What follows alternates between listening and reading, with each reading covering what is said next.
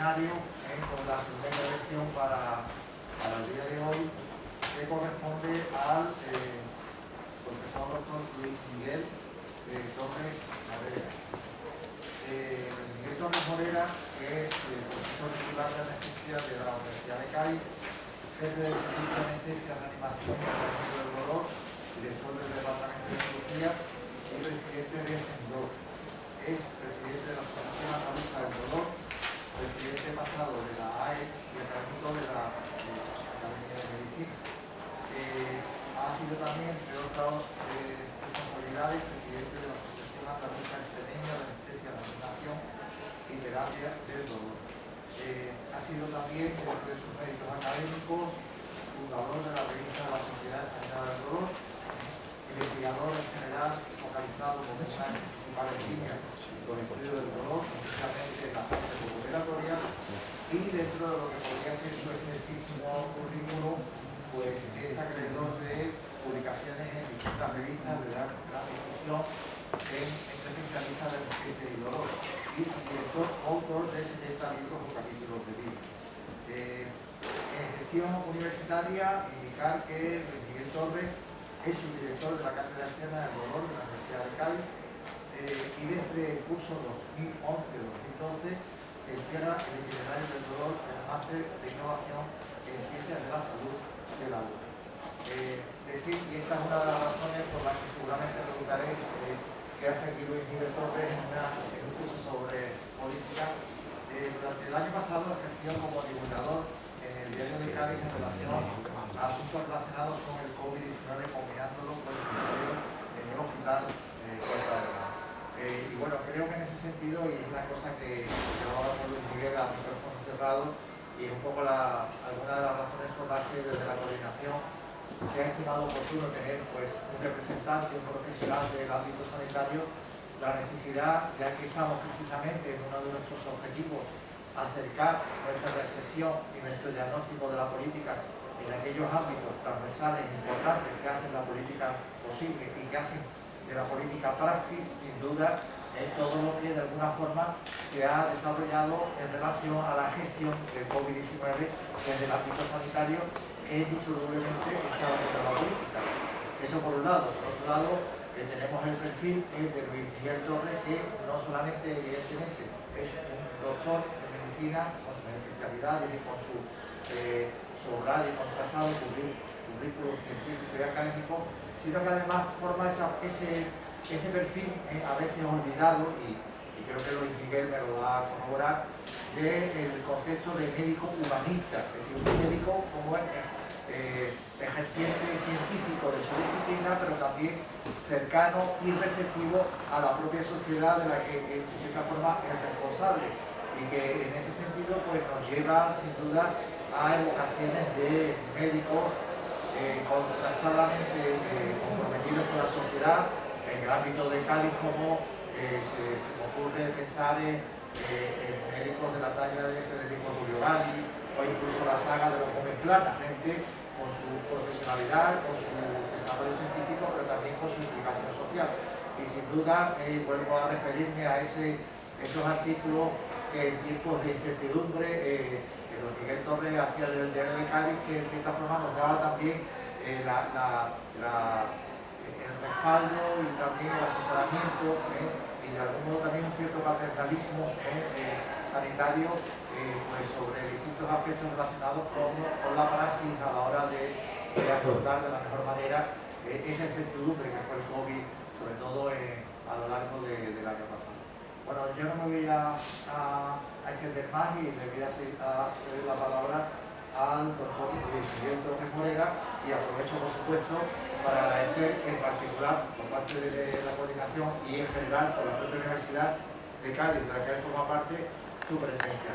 Tiene la palabra. Muchas gracias, José, muchas gracias, Jesús, por la invitación a este curso de verano, es la primera vez en la que estoy en mi vida, y también por las palabras que me han dedicado, que no las merezco, pero sí es verdad que considero que tanto los profesores de la universidad y los médicos especialmente tenemos una doble responsabilidad, ¿no?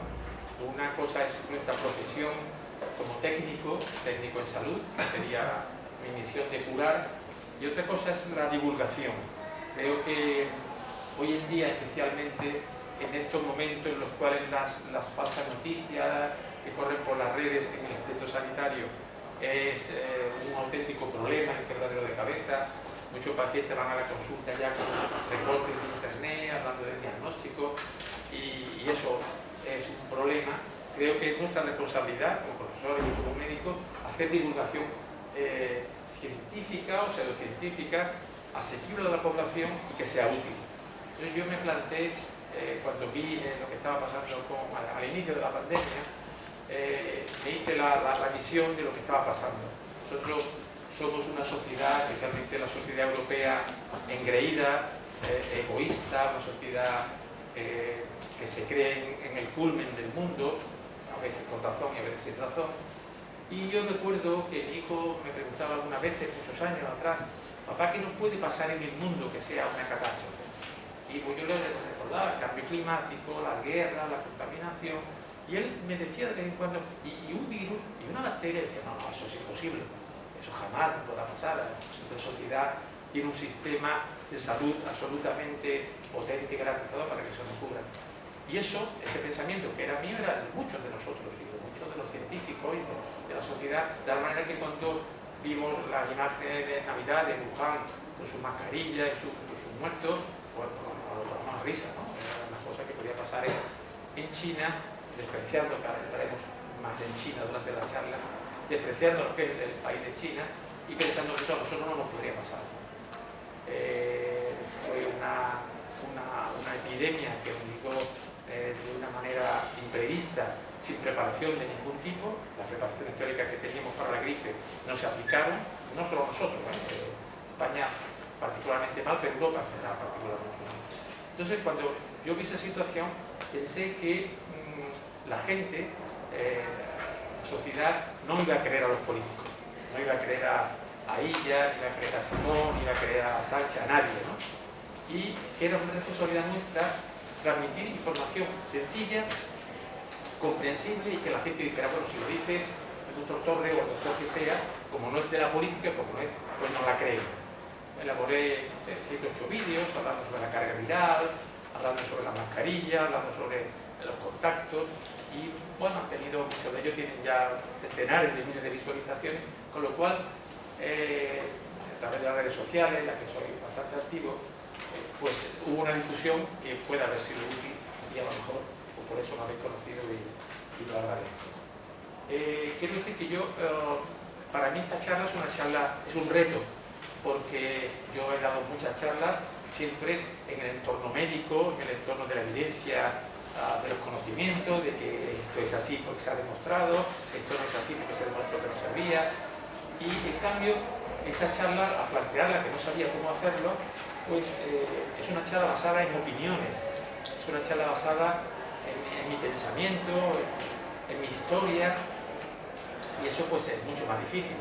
Es más fácil hablar del virus en cuanto a cómo ha podido surgir o cómo se puede tratar, que hablar de cómo manejar una epidemia, ¿no? Entonces, pues quiero hacer una salvedad de que yo no tengo ningún conflicto de intereses, no he participado nunca en ningún partido político, ni en ningún sindicato, ni en mi familia, ni tengo familiares de la administración, ni he ejercido nunca ningún cargo de designación. Todos los cargos que he tenido han sido por oposición, y por tanto mis opiniones no están sesgadas más que por mi propia opinión. No es opinión de la UCA, no es opinión del Servicio Andaluz de Salud, ni del Hospital Puerta del Mar, ni de nadie. Como algunas opiniones pueden ser un poco complejas o conflictivas, pues bueno, pido perdón si alguien se siente ofendido porque diga alguna cosa que en su ideología le pueda molestar, porque quizás pueda ser un poco crítico en algunos aspectos de la política, pero no es mi intención, y además en el entorno en el que estamos, el entorno universitario, pues si se suscita el debate y la crítica, pues bienvenida sea, y tenemos tiempo suficiente para charlar. Durante la charla se hace cosas. Entonces la pregunta que me planteaban Jesús y José era si el COVID, si esta cosa que nos llegó de pronto, podía cambiarnos. Yo entiendo que podía cambiarnos como sociedad, ¿no? Ahora entraremos en la respuesta, quizás no nos cambie mucho, pero una cosa en el aspecto sanitario sí va a cambiar. En el aspecto sanitario va a cambiar que sabemos que como especie animal, estamos expuestos a riesgo biológico que pensábamos superado. Ahora ya eso ya lo descartamos. Sabemos que estamos expuestos y que podríamos ser extinguidos en unos años por un virus. Por tanto, nos va a obligar a prepararnos para eso. Y segundo, nos ha demostrado que en nuestra debilidad somos muy capaces cuando nos ponemos a hacer algo, como grupo. Bueno, el aprendizaje. Entonces, somos muy capaces en este sentido. Hemos demostrado que en 9 meses nadie, ninguno de nosotros, pensábamos conseguir una vacuna. Tenemos como 8 o 9 y, sobre todo, tenemos una vacuna que ha abierto un nuevo camino de aproximación a la enfermedad, que es el control del mensajero que va a nuestros genes, el RNA. Eso es una idea que estaba ya durante 8 o 10 años trabajando varias personas, pero no se encontraba el modo de aplicarlo, porque era peligroso, arriesgado, la genética algo que a la gente le da mucho miedo. Ante esta catástrofe, pues dijeron, oye, podría ser el momento de utilizar este sistema. Se ha utilizado, se han saltado muchos controles, evidentemente. Vacuna en una enfermedad normal habría tardado 5 o 6 años, más que nada por los controles éticos y los controles de seguridad. Como no había tiempo, se ha resuelto. Parece que va bien todo, parece, ya veremos cómo acaba la historia, pero parece que va bien todo. Y en menos de 9 meses hemos conseguido una vacuna impresionante, sobre todo las de Pfizer y Moderna, porque van a abrir la posibilidad de que le digamos a nuestro cuerpo: modifícate para, por ejemplo, para no tener arteriosclerosis, para no ser obeso, para no ser hipertenso. Entonces eso, si eso se acaba confirmando, va a ser una revolución. Así que de un desastre como el COVID podría salir, y parece que va en ese camino, una nueva medicina muy controlada y muy diseñada. Pero bueno, dicho esto, si vemos si la epidemia nos cambiará, tenemos que plantear a quién va a cambiar. ¿Quién es esta sociedad ahora mismo? Esta sociedad ahora mismo es Estados Unidos, que está en una fase de declive teórico, China, que está en una fase ascendente brutal e impensada, y un espectro intermedio de acojonados, asustados, 350 millones de personas, súper ricos, engreídos, que no trabajamos, que no producimos mucho, pero que estamos en medio y que somos, que nos creemos al menos que somos los que controlamos el planeta. Ahora mismo, si tuviéramos una visión real del mundo, lo que hay son chinos, cosas chinas por todos lados. En Europa pensamos que un poco menos. Estados Unidos se han dado cuenta y se han asustado mucho, pero en el mundo en general lo que está arrasando es la tecnología china, los productos chinos y su filosofía, la filosofía china, la cual es bueno, digamos, preocupante. Porque lo que cambia las cosas no es la epidemia, las ideas. Lo que cambia una sociedad es la muerte, la destrucción. Eso es lo que puede cambiar una sociedad. Lo demás, el ser humano es un animal tan brutalmente adaptable que nos da igual lo que nos llegue. En general podemos asumir cualquier circunstancia y modificarla. Hemos visto el ejemplo de la vacuna. Cuando el CEO de Pfizer decidió hacer la vacuna, el gobierno norteamericano, como era lógico, le dijo: yo te ayudo, dime lo que necesitas que yo te ayudo. Y el dueño de Pfizer dijo: no, porque si me ayudas me vas a controlar y van a venir tus científicos a investigar en mi laboratorio si las ratitas que uso, si el ético de la persona que está trabajando, si el sueldo que cobra el investigador. Y como no quiero que husmees en mis investigadores, no quiero tu dinero. Esto me va a costar 2.000 millones de dólares. Y Pfizer tiene potencia suficiente para perderlos. y de hecho no aceptó ni un dólar norteamericano. Entonces, eso le permitió a Pfizer hacer lo que le diera la gana, sin contar con ningún control externo de las administraciones, cosa que es algo inusual en el mundo, no ya solo digamos en España, no ya solo pensemos en la UCA, que para mover un papel de aquí a allí necesitas 4 firmas y el campo virtual funcione 24 horas al día. Pero quiero expresarme que solo el temor a la muerte, a una muerte de millones de seres en el mundo, permitió que las autoridades regulatorias permitieran a Pfizer y a Moderna saltarse los controles de los ensayos clínicos. De hecho, los ensayos clínicos llevan unos ritmos y unas aprobaciones con un tiempo, le pasa un poco loca a la justicia, que para que todo salga bien tiene que ser lenta, y aquí se saltaron todos los controles y se puso en marcha una vacuna experimental, compleja y peligrosa en un tiempo récord. Y eso fue debido a algo que sí hacemos los seres humanos, que es ante la muerte, ante la destrucción, someternos al cambio.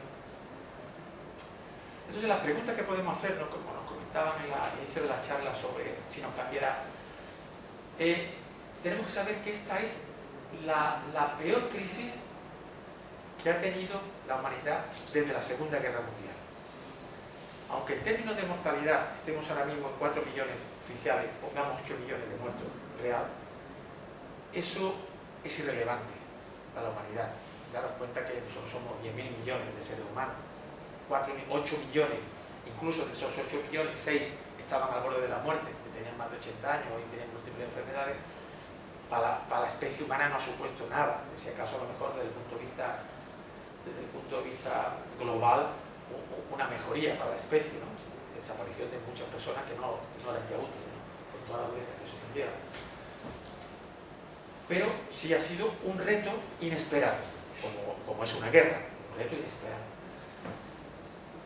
Pero sí que es un desafío, creo yo que es un desafío al sistema político, al estado de bienestar, como lo contemplamos ahora mismo, a las cotas de prosperidad económica que íbamos alcanzando año tras año, y también quizás algo muy importante al liderazgo global del mundo. En la primera diapositiva veíamos que estaba Estados Unidos decayendo, puede ser, China emergiendo, Europa en medio sin saber qué hacer, intentando sobrevivir, y puede que esto puede que sea un cambio de liderazgo, puede ser. Puede que, si no lo es, lo vaya a acelerar, como ha hecho con tantas otras cosas, la docencia, las comunicaciones, o puede ser que sea un catalizador para un desafío que ya venimos viendo. Ya con la era Trump vimos grandes choques con China, aranceles, luchas con los microchips. O sea que hay ya un conflicto que viene en el tiempo y que esta pandemia puede que lo haya descubierto o lo esté acelerando en algún modo que no estaba previsto. Si hablamos de geopolítica, la historia de las pandemias que hemos tenido en el mundo, 5 o 6 grandes pandemias en la historia, la penúltima esta fue la gripe española, esta ahora, pues si analizamos esas grandes pandemias, no cambiaron la hegemonía política. Fue algo grave, pero no cambió la hegemonía política. Así que parece que la pandemia en sí misma no va a cambiar la hegemonía política. Desde la guerra de Napoleón, la guerra de los franceses, los cambios de poder han sido consecuencias de las guerras. Las guerras, cuando un gran país, como ahora mismo Estados Unidos, era la guerra china o viceversa, ahí sí que había un gran cambio. La pandemia, pues estamos viendo que como no hay destrucción de los bienes, solo hay muerte de algunas personas, si no fueran millones, miles de millones, pues no pasaría nada, cientos de millones no pasaría nada. O sea, el orden mundial cambia cuando un poder legítimo, teóricamente legítimo por Estados Unidos, porque es una democracia, cambia a un régimen que fuera completamente diferente y que aceptáramos que ahora mismo no queremos ser demócratas, sino queremos ser modelos chinos, por ejemplo, porque sea más eficiente. Y una de las consecuencias previsibles de este es el desacople que está habiendo en cómo iban las cosas entre Estados Unidos, la Unión Europea, China y Rusia.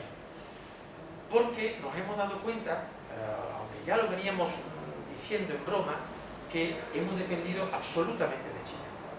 O sea, que estamos viendo que ahora mismo, cuando durante la pandemia, pues no había recambios para la bicicleta, no había cadenas, no había pedales, donde decía, por supuesto no había mascarilla, no había respiradores. Nuestra producción, cualquier producción que es altísima en Europa, por temas económicos hemos preferido que lo haga otro. Que otro más barato, yo le llevo a mi ingeniero, le llevo mi diseño, pero los miles de personas de otro país a un precio mucho más barato que me hagan las cosas. Esto, a raíz de lo que ha pasado, es posible que nos lo estemos replanteando. Es posible, no estoy seguro, pero es posible que estemos replanteándonos que esta capacidad tan potente de hacer pueda, en algún modo, perjudicarnos y reforzar. La realidad actual es que China es la que lo hace todo. Si veis la camisa que llevamos, el reloj, las gafas, puede que sea marca norteamericana, puede que sea marca europea, pero muchos de los componentes, ahora estamos viendo la crisis de los microchips, no hay microchips para hacer los coches, y de hecho las factorías españolas y europeas paran durante semanas porque no llegan chips suficientes de China. Entonces, el presidente Xi entiende que hacer esto es bueno para él y para su país porque le está dando una posición de fuerza global. De hecho, ellos se han exhibido como capaces de producir hacia Europa y hacia Estados Unidos, en menos lugar, pero sobre todo hacia Europa, lo que no podíamos tener nosotros: EPIs, mascarillas, ventiladores, cuando pues los principales casas de ventiladores, de respiradores de anestesia son europeas, pero se fabricaban en China, inventadas en Alemania. Entonces, los EPIs se han diseñado siempre en Europa. Bueno, pues no éramos capaces, y los chinos decían, no, nosotros los producimos, pararon su producción de otras cosas y empezaron a producir este material. De hecho, en el mes de febrero, cuando la Lombardía fue la catástrofe italiana, Italia hizo un llamamiento mundial de ayuda, porque estaban siendo arrasados la parte más rica de Italia. Y el único país que le pudo prestar auxilio material fue China. ¿No acordáis los aviones? Llegando médicos chinos, con ventiladores, con kit de PCR, con todo cosas que nosotros podíamos hacer perfectamente, y de hecho ahora ya las estamos haciendo. Pero en aquel momento no lo podíamos hacer, y China lo hizo y lo publicitó a través de las redes sociales, a través de la televisión. Entonces, esta ventaja ha hecho que parte del mundo miremos a China con benevolencia, a pesar de que seguramente, bueno, primero la pandemia surge en China de una manera oscura, cada vez hay más dudas sobre cómo aparece el virus, por lo menos no hay duda de que cuando apareció la información se ocultó a la Organización Mundial de la Salud durante un cierto tiempo, que ha dado pasos quizás a un mejor control. O sea que, siendo un país responsable del problema, ha llegado a publicitar la idea de que han sido los que han ayudado a resolver el problema. Así que esto es una realidad con la que tenemos que afrontar. Si pasamos a lo que es el control de la información, es algo que los políticos hacen esencialmente y fundamentalmente. Como veis, este es un gráfico antiguo que ahora lo voy a poner en consonancia con el actual. Veis que la tasa de mortalidad es, aunque ya con la vacuna menos, súper elevada en la zona de la población más dispuesta a aceptar lo que le digan, que son la gente mayor. Gente mayor que vive de su pensión, lo que me diga el gobierno lo hago a rajatabla, y el joven que no lo haga, que lo vayan a la cárcel, porque es la población más asustada, más miedosa, más necesitada de recursos. Esta información, los gobiernos la usaron para controlar a la población e imponer medidas discutibles, o por lo menos que hubieran recorrido su sistema, como el estado de alarma, los confinamientos, todo ese tipo de medidas que se hicieron. Si ahora veis lo que ha pasado, ahora la mortalidad o la morbilidad, la afectación, se está trasladando a las capas más jóvenes, 20 a 30 años. Y la información, de nuevo, está siendo utilizada por los gobiernos para decir a los jóvenes que son muy irresponsables, que son malísimas personas, que no cuidan de sus padres, de sus hombres. Por tanto, la información es algo básico y fundamental para controlar a los padres. Y la información hoy día está controlada por 3-4 empresas, controlan la información mundial, algunas empresas de noticias, algunas empresas como Google y Facebook que saben lo que hacemos y lo usan para manejarnos, y la sociedad, nosotros estamos encantados de que nos controlen. De hecho, preferimos no pagar €1 por WhatsApp para que me lo den gratis, o no pagar €1 por el correo electrónico para que me lo den gratis. Pero nadie te da nada gratis. Coño, te va a dar algo gratis. Nos lo están cobrando en los datos que estamos suministrando a las empresas y a los gobiernos, a través de los relojes móviles, a través del iPhone, a través de todo eso. Esa información le está ayudando a los gobiernos a controlarnos. De hecho, aquí que hay un poco de discreción, es un poquito más lento, pero en China el control de la población es absoluto a través de las redes sociales. Y tú en China o eres un buen chino o eres un mal chino. Si eres un buen chino, progresarás, podrás ser profesor, podrás ser médico. Si eres un mal chino, pues serás basurero, serás barrendero, tendrás una baja clase social. Y eso los chinos no lo pueden evitar, no lo pueden controlar, porque la información que sale de sus teléfonos, de sus ordenadores, va al gobierno.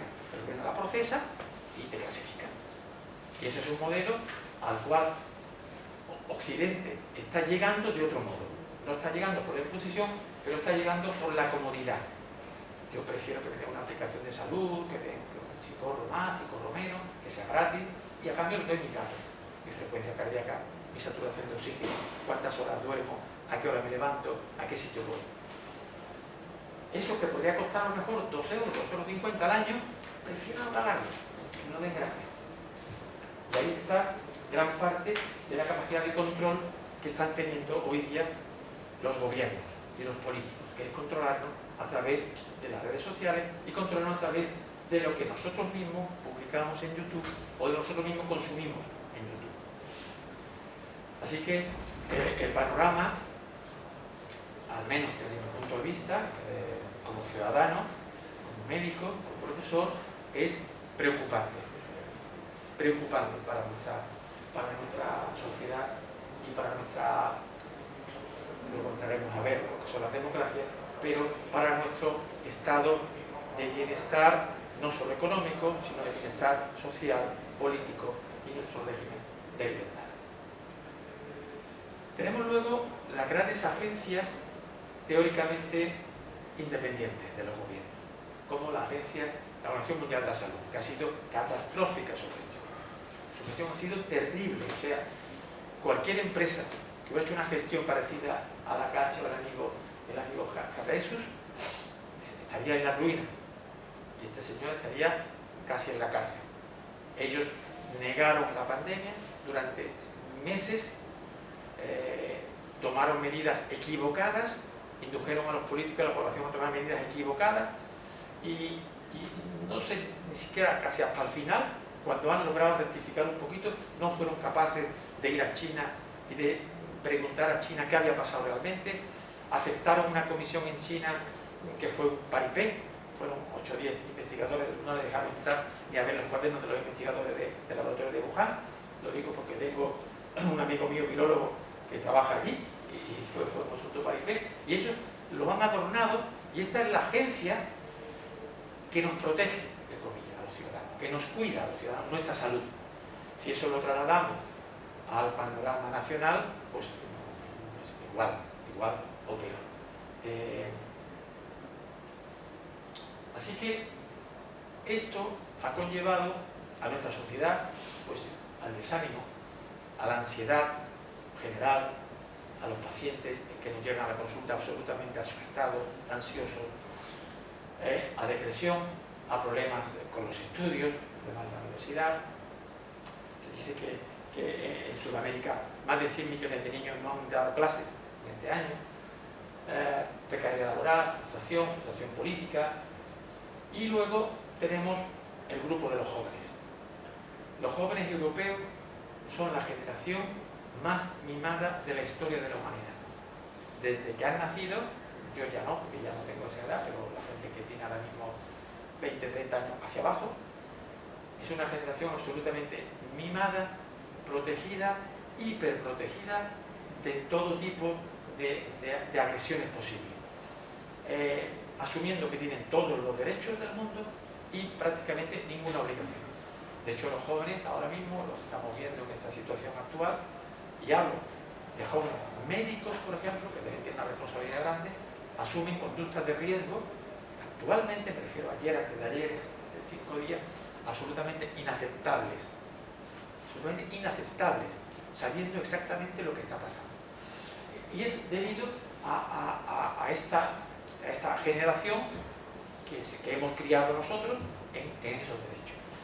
Varios periódicos europeos hicieron, no sé si se puede ver, recogieron testimonios de los jóvenes, ¿no?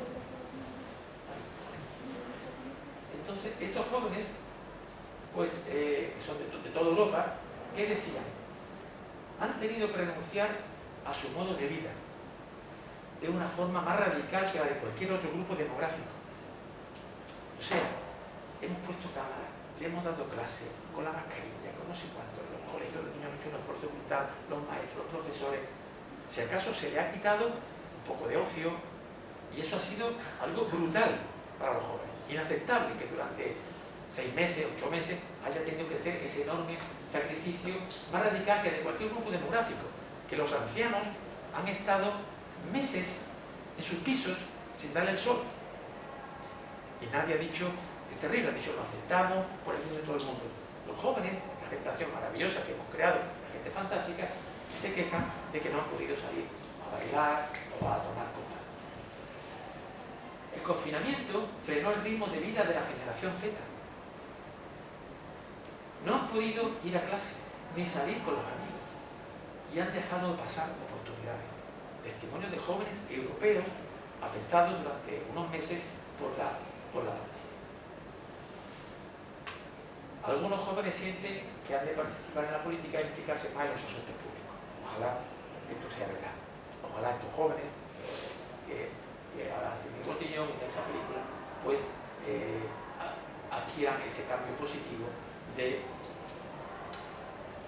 pensar que esa generación Z, la teórica generación mejor formada en Europa o en el mundo, en la historia, haga un cambio de mentalidad y haga un cambio hacia las obligaciones y no tanto hacia los derechos.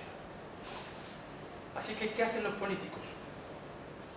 Los políticos manipulan la información, tratan de influirnos en sus objetivos y si eso no lo consiguen, nos ordenan. Este es el caso que estamos viendo crudamente en nuestra comparecencia de nuestro amigo Simón, o de Estoilla, o de Arias, o sea, intentar programarnos a través del miedo a la muerte. En nuestra sociedad lo que más se estima ahora mismo es la salud, de hecho cuando decimos lo que más deseamos es la salud lo primero, entonces la mejor manera es asustarte para controlar. Y llegamos a cómo se puede crecer el poder. El poder se puede crecer por la fuerza, evidentemente, lo sabemos y se ha hecho durante mucho tiempo, con un golpe de Estado, con lo que sea. Difícilmente funciona, es difícil a una sociedad bien organizada imponer algo por la fuerza, o por lo menos imponerlo durante mucho tiempo. Es mucho mejor persuadir a la población, es muchísimo mejor persuadir. Y hoy día tenemos enormes herramientas, potentísimas herramientas de persuasión. Es poner en el conocimiento del ciudadano que lo más probable es que las pensiones no las vayas a cobrar. Y poco a poco nos van persuadiendo de que eso es culpa nuestra, de que nació mucha gente en los años 60. O de que la salud, de que te vas a morir si no haces esto, o si no haces esta otra cosa. Poner en tu pensamiento lo que el político quiere que tú asumas como tal. Mucho mejor que ordenar. Las dictaduras, yo he nacido en la dictadura, con mi edad, con 68 años, no solo he nacido, yo he estudiado en una dictadura. época de mi carrera en una dictadura, conozco por tanto perfectamente lo que fue nuestra dictadura y conozco lo que ha sido nuestra democracia en nuestro país. Hay que decir que las dictaduras tienen algunas ventajas, tienen algunos inconvenientes, pero tienen algunas ventajas. Son sistemas muy estables, si no te metes en lío puedes vivir bien, puedes progresar, no suele haber huelgas, la línea del país es bastante rectilínea, no hay cambiazo, la ley de educación pues, se mantiene durante 20 o 30 años, otras leyes en democracia son mucho más complejas, o sea, tienen sus ventajas. Tienen un inconveniente, que una persona decide por todo. Esto ha sido así en la humanidad casi siempre. Casi siempre, al principio de los tiempos, las sociedades se regían por los más fuertes. Los fuertes con el garrote, pues el garrote se iba quemando. Poco a poco, cuando ya había más gente, ya era más difícil ese control y los listos tuvieron que recurrir a tener a su lado a gente fuerte para imponer su criterio. Y la gente le parecía bien, lo aceptaba. Hablo de los condes, los reyes. Cuando ya eso se fue haciendo más complejo, pensaron que una ayuda de Dios sería bueno. Si lo que yo digo es que me lo dice Dios, los absolutistas, los papas, pues bien, porque Dios me dice que hay que hacer esto, hagámoslo y aceptémoslo. O sea que no hasta hace poco, hasta hace un par de 200 años, eso no es nada de la humanidad, cuando la gente ha dicho, no, y si hacemos lo que decimos entre todos, entonces surge el concepto de democracia y surge el concepto de soberanía. Conceptos que son, desde el punto de vista filosófico, complejos de mantener. Si pensamos, la base de la democracia es un hombre y un voto. Si analizamos, y muchos de vosotros lo habréis hecho seguramente, un hombre y un voto es algo duro de aceptar. Primero porque vale igual el voto de una persona buena, inteligente, cumplidor, que de una persona mala, ladrón, pederasta, maltratador, vale igual, decide igual. Y eso no es justo. Además, no se tiene en cuenta para nada el concepto de la capacidad intelectual. No es lo mismo la idea de tío listo que de una persona que es súper torpe y su voto vale igual. Sin embargo, nadie se ha atrevido a hacer una propuesta siquiera de un voto ponderado, de un examen previo al voto, sino que un hombre y un voto, lo cual, bueno, pues es discutible y la dictadura no tiene que ser problema. De hecho, cuando pensamos en el gobierno de un barco, en el gobierno de una guerra, a nadie se le ocurría decir, bueno, que los soldados se reúnan y elijan entre los soldados al capitán, que los pasajeros del buque decidan quién va a ser el capitán del buque. Todo el mundo piensa que tiene que ser titulado, acreditado, con experiencia, para dirigirlo. Pero para dirigir un país, para manejar nuestro dinero, nuestro futuro, nuestra salud, pues preferimos que sea uno por uno. Ya, algo por tanto discutible de la democracia. El segundo problema de la democracia es la soberanía. Lo segundo que define a los pueblos, a los estados, es la soberanía. La soberanía se entiende en dos aspectos: la soberanía económica y la soberanía del territorio. La soberanía económica ha desaparecido. Nuestra moneda no es nuestra moneda, es la moneda de Alemania. Alemania ha una moneda y nos la ha impuesto y nosotros hemos dicho, bueno, me voy con un chico fuerte, rico, que seguramente me proteja. Yo prescindo de mi economía. Hago lo que me diga. Y si hablamos del territorio, nuestro pequeño ejército es absolutamente incapaz de proteger nuestra frontera. Absolutamente, estaríamos arrasados en nada. Hemos decidido ceder nuestra soberanía a otro Estado, Estados Unidos. Hemos puesto luego en la economía, hemos puesto el marco de la Unión Europea, en el militar hemos puesto el marco de la OTAN, pero dependemos de dos países, del dinero de Alemania y de nuestra frontera de Estados Unidos. Así que es otra debilidad enorme del sistema democrático.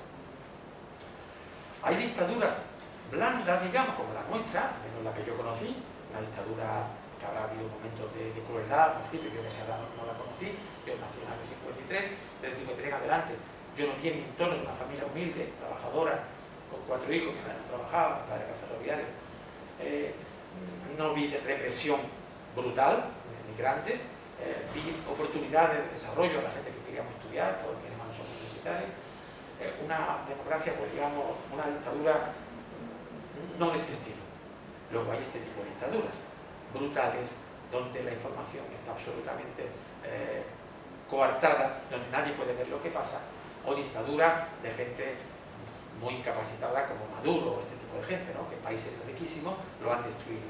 Estas son dictaduras de las que todo el mundo odiamos. Pero luego llega la dictadura china, del amigo Chiang.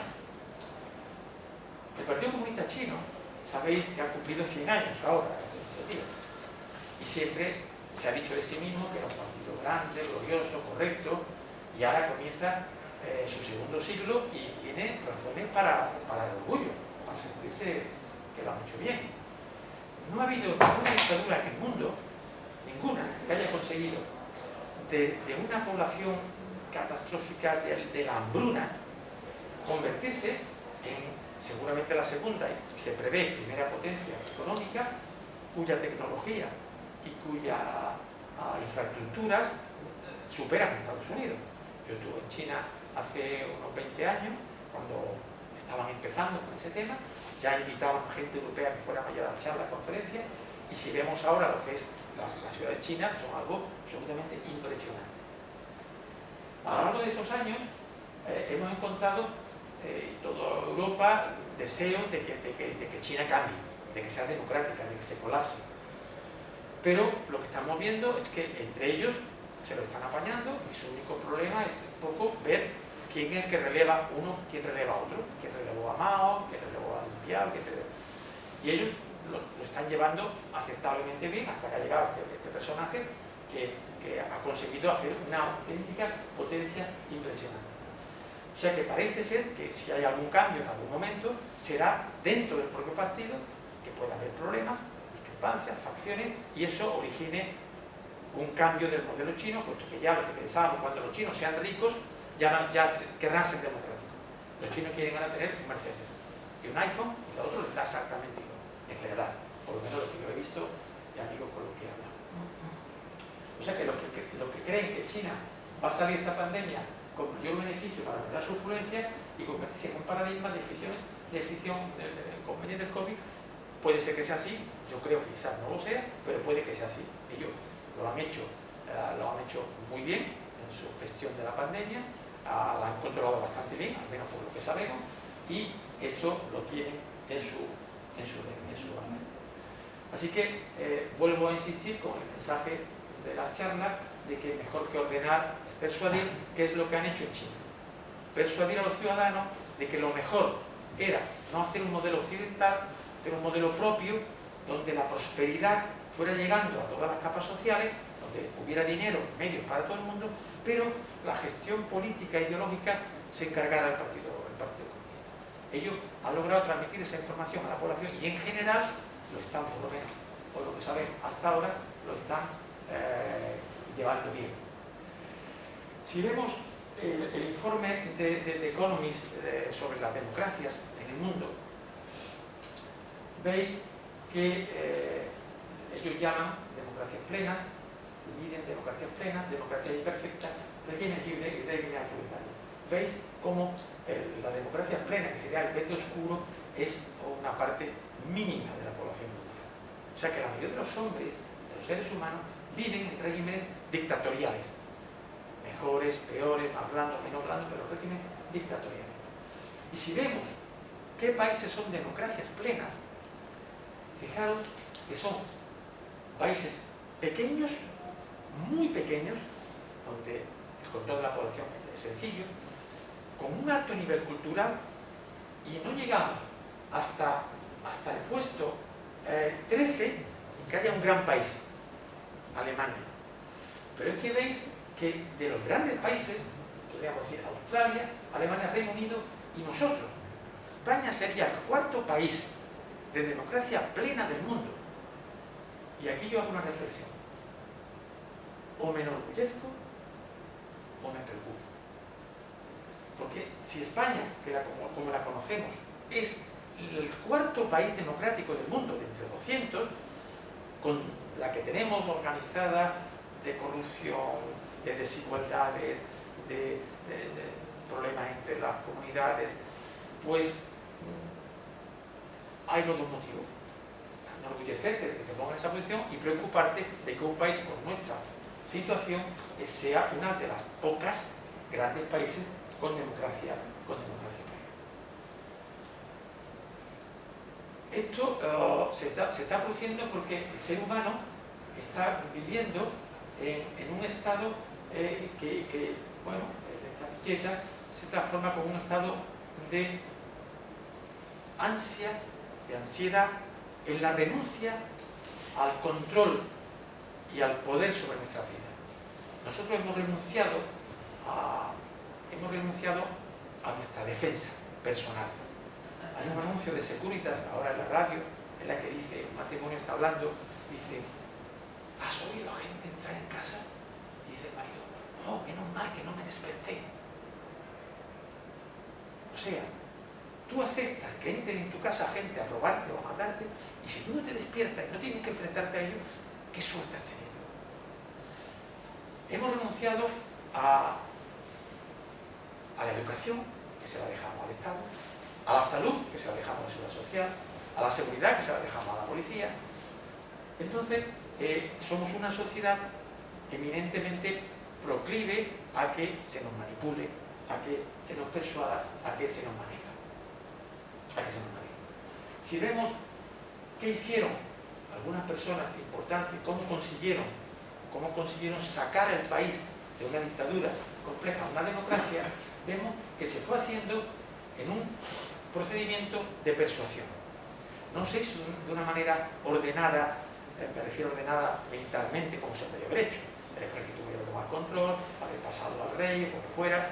No, se hizo haciendo una reforma de las propias leyes que teníamos a través de personas que hicieron bien, y se fue consiguiendo una constitución hasta conseguir una democracia como un ejemplo que se ha puesto en el mundo de transformación de un estado dictatorial a una democracia. Sin embargo, esta democracia está basada en el sistema autonómico. El sistema autonómico fue inventado, fue impuesto sin ninguna base histórica, sin el menor sentido de un Estado, y además, en mi opinión, defraudando la idea de la igualdad entre los españoles. Ahora mismo, por ejemplo, nosotros en el hospital tenemos un sistema informático, en el cual yo puedo ver la historia, la biografía, todo el historial clínico de cualquier paciente de Andalucía, pero si viene un paciente de Cataluña a mi consulta, no puedo ver nada de su historia. Y si viene en urgencia, en coma, no sé nada de él. Si viene del País Vasco, o también de Cataluña, y consiguen mandarme un informe, me lo mandan en euskera o en catalán. Con lo cual, los ciudadanos están absolutamente desprotegidos y han aceptado, o nos ha aceptado este Estado de autonomía, desprotegido en el ámbito de la salud, en el ámbito de poseer un sistema sanitario igual para todos, donde tú puedas operarte con la misma calidad en Cádiz, que en Madrid, que en Barcelona, que en el País Vasco. Eso ahora mismo existe. Y en el ámbito sanitario, que yo el que más conozco, es una auténtica catástrofe, un coste brutal, porque cada uno de los 17 estados que componen a España tiene su propio sistema informático, incompatible con el del vecino. Supongo que en otros ámbitos pues pasará algo parecido, hablo del que conozco. O sea que al final nos han dado un beso de Judas en el entorno de una transición política adecuada para que aceptáramos un Estado para resolver algún problema que tenemos en España históricamente de dos regiones, Cataluña y País Vasco. Nuestro clavero Arévalo dijo: café para todos, una autonomía igual para todos. Pero haber resuelto algo de una manera, pues si hay alguna diferencia, no sé qué pueda haber entre Cataluña y el País Vasco con respecto al resto de España, pues se podría haber hecho algo pequeño en esas regiones y haber dejado el sistema funcionando de una manera más igualitaria, más justa para todos. No que estamos en una carrera de luchas entre 17 estados, además pequeñísimos, algunos uniprovinciales, con 200.000 personas, con un parlamento, con un ayuntamiento, con un coste absolutamente inasumible. Sin embargo, si veis lo que se hizo en el año 1833 con las provincias, si ves, en las provincias prácticamente no hay discrepancias. Todos los ciudadanos de cada provincia están bastante contentos con su provincia. Se consideran que sí, que son murcianos, o que son pacenses, o que son cacereños, o que son gaditanos. O sea, esta fue una reforma que se hizo con mucho consenso y con mucho sentido histórico, geográfico, de dónde vivían los ciudadanos. Cuando se afrontó el Estado de las autonomías, en lugar de hacer eso, se hizo algo basado en intentar resolver un problema político un problema político histórico, que aquí hay, por supuesto, catedráticos y profesores que saben más que yo de eso, que luego pueden discutirlo sobre por qué se hizo así. Y luego el otro grave problema que tenemos en nuestro país ha sido la corrupción. Evidentemente la corrupción política, que no solo afecta a nuestro país, afecta a muchos países democráticos, y también por supuesto a la dictadura, pero aquí ha sido un fenómeno que hemos visto y viendo, pues en el libro publicado hace poco de la corrupción en España se describe muy bien, os lo recomiendo, cómo tanto pequeños partidos como el de Gil, como grandes partidos como el PSOE, el PP o partidos regionales han abusado de la corrupción para el mantenimiento en el poder de sus estructuras y de sus cargos, de sus personas. Esto fue así tanto que hubo una nueva política, una nueva renovación política en la cual dos machos alfa, el señor Rivera y el señor Pablo Iglesias, se inventaron dos partidos políticos necesarios en ese momento, en espectro opuesto, y despertaron una cierta ilusión en el electorado español de una renovación política. Estos dos señores destruyeron, como los crearon, sus partidos y se los dejaron en un acto de machismo interesante a dos chiquitas jóvenes para que siguieran con su historia y acabaran de acabar la obra que habían hecho. O sea que la renovación en España ha consistido en este auténtico esperpento de la nueva política, que al final hemos vuelto a la política actual, a la política de personas poco preparadas o poco formadas, como el señor Simón, que se permite hacer bromas o hacer en sus incursiones en la televisión y decirnos hoy que sí, mañana que no. Y yo recuerdo al principio de la pandemia, cuando yo di la orden en mi hospital de que mi personal de anestesia usara mascarilla en el hospital, recibí una contraorden en menos de 2 horas de que quitara esa orden. Evidentemente que no lo hice, ¿no? Pero y luego ya ahora era absolutamente obligatorio usarlo en base a las recomendaciones de personas como Simón y otros expertos que se han dedicado a ir a veces engañándonos por necesidad, pues no había medios, o a veces engañándonos por interés para ayudar a los partidos políticos. O sea, personas absolutamente incapaces de gestionar una pandemia como la que se nos venía encima, han sido los responsables de esa gestión. Todos los profesionales sanitarios estamos acusando a los políticos de la pésima gestión. Se publicó una revista por varios investigadores, el Lancet, poniéndonos a parir y exigiendo una auditoría de la gestión, a la cual ella y compañía dijeron que sí, que sin hacer, por supuesto, no se puso en marcha.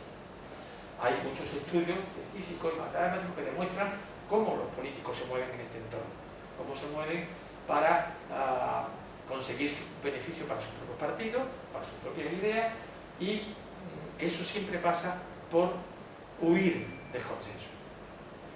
Huir del consenso con el oponente. Ha habido el otro día una anécdota reciente, graciosa, del ministro Garzón, el ministro del gobierno de lo peor que tenemos, pero el ministro Garzón hizo una propuesta de ley, y cuando la leyó, una diputada del PP se opuso y le puso verde y dijo que tal. Y Garzón le dijo, bueno, pues estoy leyendo la propuesta de ustedes literal del Partido Popular de hace unos meses. O sea que da igual lo que diga un partido, si lo dice uno, el otro tiene que decir que no, aunque diga lo mismo que decía este partido. Es una manera de manejar la política que tiene. Y luego, pues tenemos los mensajes en los cuales todo el mundo sabe que España no es un una nación emprendedora, para nada, ni innovadora, prácticamente en absoluto. Estamos a la cola de todo tipo de proyectos.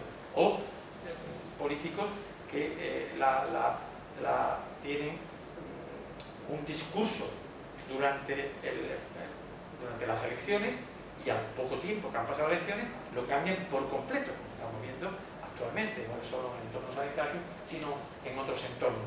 Pasar la gestión a las comunidades, quitársela a las comunidades, pasársela de nuevo, lo malo lo hacen las comunidades, lo bueno lo hace el gobierno central, la captura del gobierno central, cuando no lo trae, como en Europa, en fin, una gestión a la que estamos acostumbrados, de que es incumplir las promesas que continuamente se nos han hecho, siempre para nuestro bien, por supuesto. Y evitando lo que sería lo lógico, que en un momento de una pandemia grave, una enorme crisis económica de la nación, los dos partidos políticos más importantes se hubieran puesto de acuerdo, al menos en la gestión de la pandemia, que aquí ha sido catastrófico, que si Madrid decía una cosa, Ayuso decía una cosa, pues ella decía lo contrario. Y si ella decía una cosa, Ayuso decía lo contrario. Puramente sin preocuparse para nada de los ciudadanos, sino solamente en buscar el enfrentamiento para conseguir unos puntos. Y eso no solo ha pasado en España. Si veis, una de las democracias también del mundo, en Estados Unidos, el propio presidente, un acto absolutamente increíble para el pueblo norteamericano, llevó al pueblo engañado, arrastrado a perpetrar casi un golpe de Estado, un ataque a sus instituciones con el asalto al Parlamento. O sea, llevando al fin y al cabo a los ciudadanos al enfrentamiento más cruel y más duro que se puede hacer y al divorcio entre nuestra creencia, nuestra confianza en nuestros políticos y nuestro sistema político y nuestro sistema sanitario. ¿Qué ha pasado con esto? ¿Y la pandemia qué ha traído? Pues que una enorme parte de los europeos creen que la Unión Europea está mal, o muy mal, que se puede incluso romper. Tenemos problemas con Hungría, tenemos las elecciones francesas de hace una semana en que el 70% se han abstenido, no han siquiera participado. Una decepción por esta pésima gestión que se ha hecho de la pandemia y que se sigue haciendo. Los datos de evaluación de los líderes, los mejores, siempre tienen un 3 o un 3,5 como mucho. Y bueno, pues podemos estar en un trance de que no hay una segunda oportunidad para Europa y demos un paso atrás que de consecuencia incalculable. Hay dos maneras de ir de un sitio a otro, como vengo diciendo en la charla: manipular, influir, ordenar, o la persuasión, pero ambas al final te van a llevar al mismo sitio. De hecho, mucha parte de la población se ha rebelado sin consistencia ninguna, diciendo que esto es mentira, que el virus no existe, o sea, en el extremo opuesto de lo grotesco y de la evidencia. Debido a la gestión, hoy sí, ponte la mascarilla, quítate la mascarilla, las tasas van bajando, las tasas van subiendo, los bares son buenos, los bares son malos, cada día. Entonces, la propia sociedad queda en una situación inerte, por ejemplo, con el mensaje de la mascarilla. La mascarilla sabemos que tiene un sentido cuando no puedo respetar la distancia social. No tiene ningún sentido tener una mascarilla puesta por la playa, o por el campo, o tú solo. Sin embargo, se ha persuadido a la gente de que eso era bueno y la gente lleva esta mascarilla, que a mí no me protege, puede proteger un poco a los demás, en el campo, en los Toruños, en Val de la Grana, en el paseo, cuando no hay nadie, sin informar a la población de que si estamos aquí sentados, aunque tengamos la mascarilla, si alguien está enfermo, los virus no se los comen la mascarilla, los virus antes después salen por aquí y se quedan por aquí, y todos están, si alguien de aquí está enfermo, contagiado, aunque tenga una mascarilla, va a estar expandiendo los virus y los vamos a poder respirar. Por eso la mascarilla no ha resuelto el problema porque no se ha usado adecuadamente. El mensaje ha sido tan equivocado que la gente se ponía la mascarilla para salir de casa, para ir en coche solo, cuando llegaba al bar a tomarse un café con los amigos, se la quitaba y estaba una hora o 2 horas hablando en la cafetería. O sea, justo cuando la tiene que tener, no la tenía, y cuando no la tiene que tener, la llevaba fruto de lo que nos habían dicho nuestros queridos políticos, nuestros queridos comités de expertos, que por supuesto la mayoría eran o políticos o gente con claras claros intereses políticos, para no decir la verdad de lo que se pensaba. O consejeros como el que tenemos en el país, que es el marido de Pedro Sánchez, que es el que manda realmente, produciendo reportes confidenciales o aparentemente confidenciales que hacen que la población esté absolutamente inerte ante la desinformación que, comentábamos al principio de la charla, era necesaria hacer a la población de una manera científica, rigurosa, no mediada por el tiempo. Se hace con el cambio de Biden, se hace la reciente cumbre del G7, en el cual lo que se pone en evidencia de este grupo de países es reñirle de alguna manera al gobierno ruso y al gobierno chino, que no están haciendo bien, y ofrecer dinero a los países en desarrollo para contraponernos al mensaje de China de que están dando dinero a estos países. Por supuesto, la gran amenaza que tenemos, que es el cambio climático, pues no se llegó a establecer realmente grandes medidas de control, se dejó todo un poco para atrás. Bueno, Biden llegó a una diplomacia un poquito más moderada que la de Trump, pero más bien en la forma que en el fondo. La Merkel se despidió, me parece que era una persona competente, y los próximos movimientos de Estados Unidos, de Biden, es reunirse con algunos países que tienen problemas con la inmigración, como Turquía, también intentar con los rusos llegar a un acuerdo sobre cómo hacemos ciberdelincuencia entre los dos, pero sin hacernos demasiado daño, colaborar en ese tema con los ciberdelincuentes, y el riesgo grande que tiene el mundo ahora, que es Taiwán.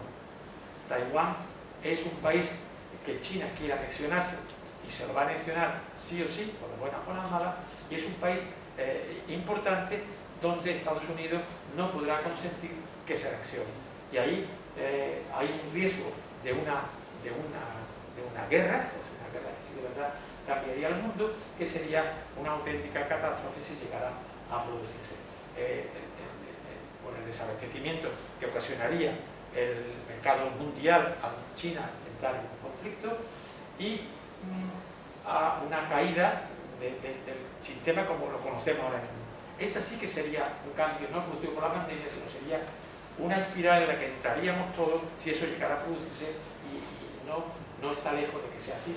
En una sociedad como la nuestra, una sociedad, como hemos comentado durante la charla, un poco adormecida, un poco dispuesta a asumir lo que le vayan diciendo, y dispuesta a matar al que no haga lo que el gobierno dice que deberíamos hacer, a denunciar a los vecinos, a denunciar a quien haga. A todo esto, no quiero acabar con un mensaje tan pesimista como quizás pueda parecer. La sociedad se resiste también. Creo que algunas de las personas están viendo ya la necesidad de huir de la dependencia que tenemos de las redes sociales, del control social, del teléfono móvil, del gran ojo que nos vigila, de las cámaras que nos vigilan todo lo que hacemos en cada momento, de la inteligencia artificial, de los algoritmos que nos controlan, de la televisión que nos manipula continuamente, y estamos viendo quizás un camino, una esperanza que tiene que venir de la educación, que tiene que venir de la cultura, que tiene que venir de la universidad, del conocimiento, de una vida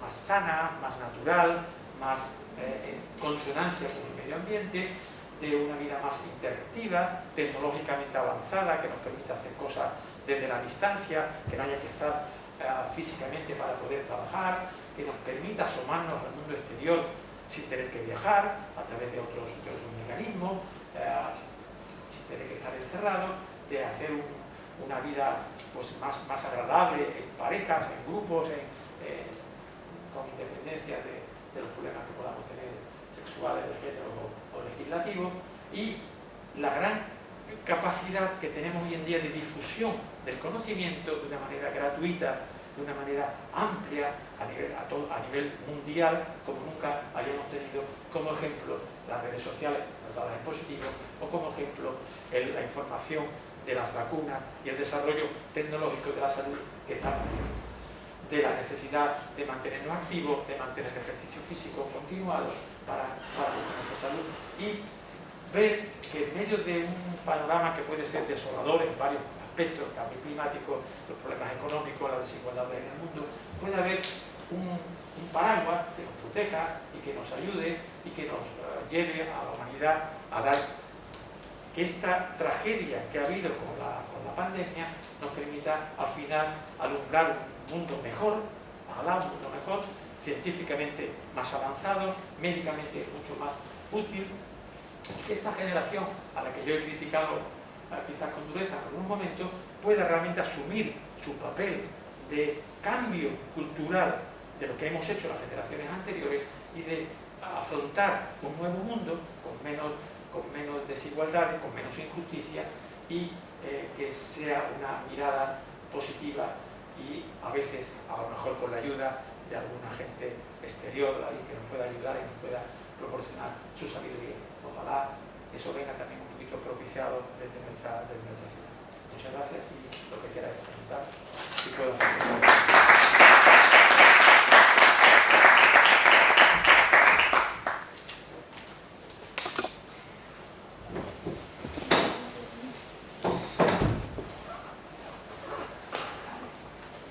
Muchas gracias por tu intervención.